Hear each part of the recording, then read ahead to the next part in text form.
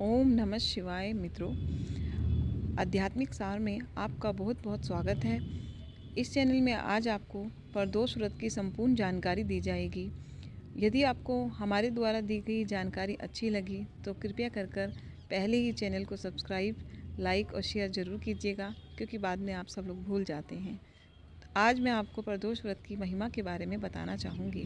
प्रदोष व्रत किसे करना चाहिए, किस दिन करना चाहिए, इसका सही समय क्या है, यह किस भगवान को समर्पित है, प्रदोष व्रत की विधि, वार के अनुसार नाम और परिणाम दोनों के बारे में ही मैं चर्चा करूँगी।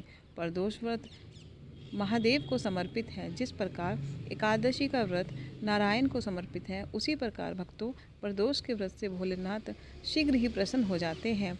जिस किसी की भी मनोकामना पूरी ना हो रही हो या जीवन में संकट हो, उसे अवश्य ही एक बार जीवन में प्रदोष व्रत को ग्रहण जरूर करना चाहिए।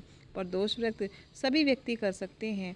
यह व्रत विशेष रूप से उन लोगों के लिए लाभकारी है जो सुख, शांति और समृद्धि चाहते हैं, जिनके जीवन में संतान, धन तथा स्वास्थ्य संबंधी समस्याएं हैं, जो अपने पापों का प्रायश्चित करना चाहते हैं, भगवान शिव और पार्वती की कृपा प्राप्त करने के इच्छुक हैं। प्रदोष व्रत किस दिन करना चाहिए और सही समय क्या है, तो इसके बारे में बहुत ही सटीक जानकारी कि प्रदोष व्रत हर महीने की त्रयोदशी तिथि, चंद्रमास की 13वीं तिथि को किया जाता है।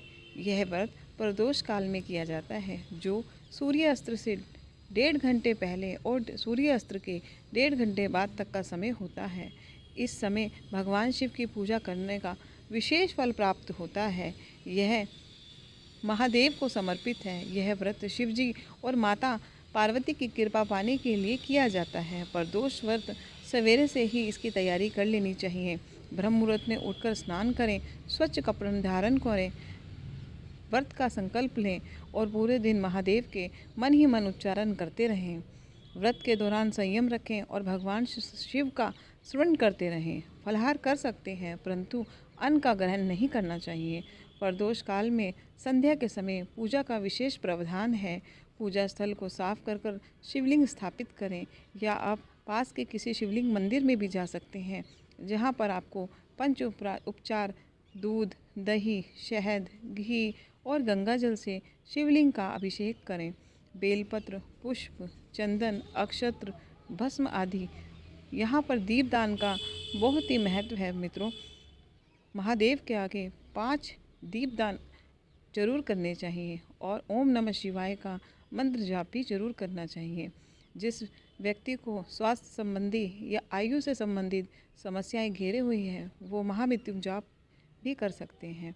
शिव पार्वती की कथा सुने, अंत में शिवजी की आरती करें और प्रसाद वितरित करें। रात्रि के समय एक बार सात्विक भोजन कर सकते हैं। वार के अनुसार प्रदोष वार के नाम और उसके परिणाम अलग अलग हैं मित्रों। सोमवार को जो प्रदोष व्रत पड़ता है उसे सोम प्रदोष कहते हैं। चंद्रदोष मानसिक शांति और स्वास्थ्य लाभ, मनोवांछित इच्छा की पूर्ति और समृद्धि के लिए सोमवार को व्रत को करना चाहिए। जो व्यक्ति इन सब चीज़ों को चाहता है, वो अपने प्रदोष के व्रत को सोमवार से शुरू करे। मंगल प्रदोष, मंगलवार वाले दिन पड़ने वाले व्रत को मंगल प्रदोष कहते हैं, जो रोगों से मुक्ति और शत्रुओं का नाश करता है, स्वास्थ्य में सुधार और साहस बढ़ाता है। बुध प्रदोष बुद्धि और वाणी में मिठास, ज्ञान और व्यवसाय में सफलता प्रदान करता है। गुरुवार शिक्षा, धन और वैवाहिक सुख, परिणाम गुरु कृपा और वैवाहिक जीवन में सामंजस्य को लाता है। जिस व्यक्ति को जिस प्रकार की समस्या होती है, वो उसी दिन की तिथि से प्रदोष व्रत का प्रारंभ करें। शुक्र प्रदोष, जो प्रदोष शुक्रवार को पड़ता है, सौंदर्य, प्रेम और वैवाहिक सुख चाहता है, इस व्रत को करने से रिश्तों में, प्रेम में सुख और शांति आती है। शनि प्रदोष, जैसे कि मित्रों आज शनि प्रदोष है।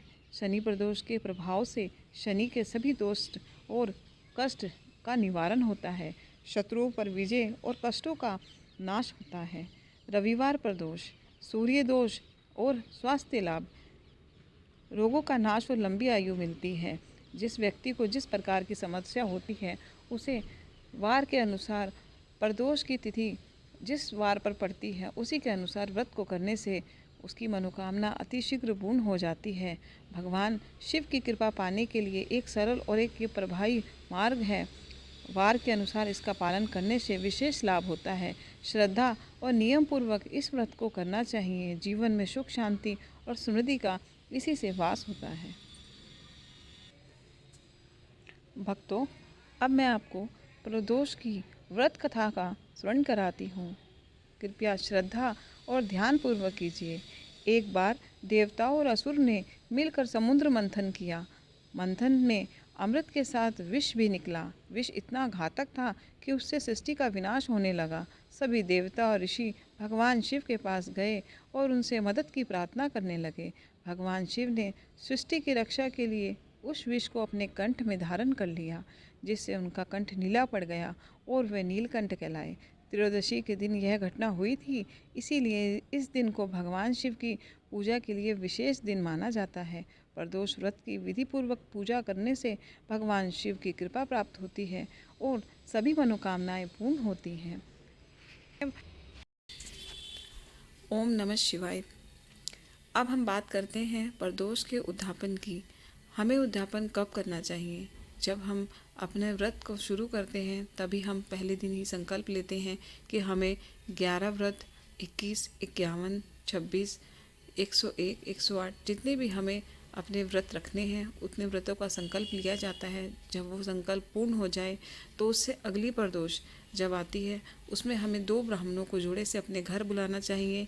उनको बुलाकर उनके चरणों को धोना चाहिए गंगा जल इत्यादि से। उनको पुष्प से पंच उपचार उनके चरणों को वंदन करना चाहिए। उनको दक्षिणा देनी चाहिए, भोजन कराना चाहिए, वस्त्र इत्यादि देना चाहिए और उनसे महादेव और गणपति महाराज का पूजन कराना चाहिए। महादेव का पंच उपचार पूजन कर कर और रुद्री का अभिषेक करवाना चाहिए। तत्पश्चात अंत में हमें उन ब्राह्मणों के द्वारा छोटा सा एक हवन जिसमें 108 खीर की आहुतियाँ भी ओम नमः शिवाय या महामृत्युम जाप ओम त्र्यंबकम यजामहे सुगंधिम पुष्टिवर्धनम उर्वारुकमिव वंदनात् मृत्युमुक्षीमामृतात् इत्यादि मंत्रों से हमें 108 खीर की आहुति भी दिलवानी चाहिए।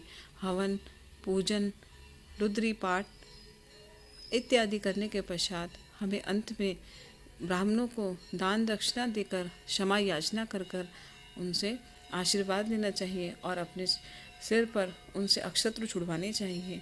इस प्रकार से किया हुआ प्रदोष का व्रत, उद्यापन इत्यादि सदा ही फलदायी होता है। भक्तों, सच्ची श्रद्धा और भक्ति से भगवान भोलेनाथ अतिशीघ्र ही प्रसन्न हो जाते हैं। आपके द्वारा किए गए इस व्रत से निश्चित ही आपको अच्छे फल की प्राप्ति होती है। धन्यवाद।